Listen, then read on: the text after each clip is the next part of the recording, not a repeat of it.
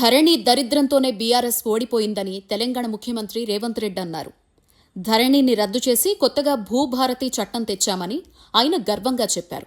కానీ ప్రజల ప్రశ్న ఒక్కటే, ధరణి పోయింది, భూభారతి వచ్చింది. కానీ మారింది చట్టమా లేక పేరు మాత్రమేనా? బీఆర్ఎస్ ప్రభుత్వం తెచ్చిన ధరణిపై ఎన్ని విమర్శలొచ్చాయో అందరికీ తెలుసు. భూమి రికార్డుల్లో తప్పులు, అవినీతి, నకిలీ ఎంట్రీలు, మధ్యవర్తుల దోపిడీ ఇవన్నీ ప్రజల్ని విసిగించాయి. ఇప్పుడు కాంగ్రెస్ ప్రభుత్వం భూభారతిని అమల్లోకి తీసుకొచ్చింది.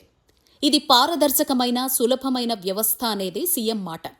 కానీ భూ యజమానులు సీఎం మాటతో విభేదిస్తున్నారు.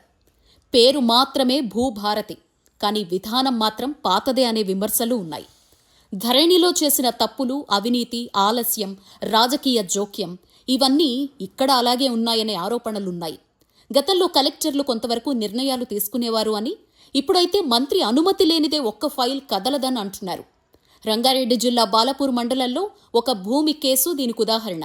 ఒక యజమాని పేరు మీద 4.12 ఎకరాలున్నాయి.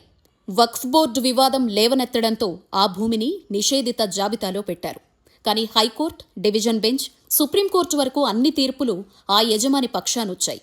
అయినా కూడా కలెక్టర్ ఫైల్ కదపలేదు. 2024 డిసెంబర్ 10న 12 వారాల్లో సమస్య పరిష్కరించాలని హైకోర్టు ఆదేశించింది. ఇప్పటికీ ఏ మార్పు లేదు.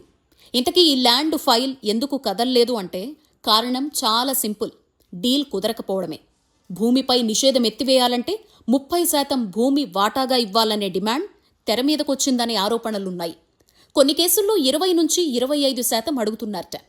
ఇదొక్క ప్రాంతంలో కాదు, పలు జిల్లాల్లో ఇదే పరిస్థితి.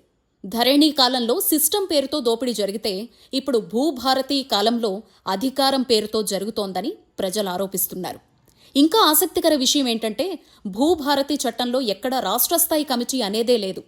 కలెక్టర్లు పరిష్కరించాల్సిన సమస్య రాష్ట్ర స్థాయి కమిటీ అంటూ సమస్యను మరింత పెద్దది చేస్తున్నారు అనే కింది స్థాయి రెవెన్యూ అధికారులు చెబుతున్నారు. మొత్తానికి ప్రజల సమస్యల పరిష్కారం కాకుండా సెటిల్మెంట్ల కోసం కొత్త కమిటీలు, కొత్త అడ్డంకులొచ్చాయని భూ యజమానులు ఆరోపిస్తున్నారు.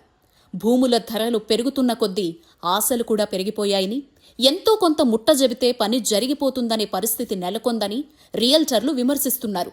దీంతో భూ యజమానులు కోర్టుల చుట్టూ తిరుగుతున్నారు. ఇన్వెస్టర్లు దూరమవుతున్నారు.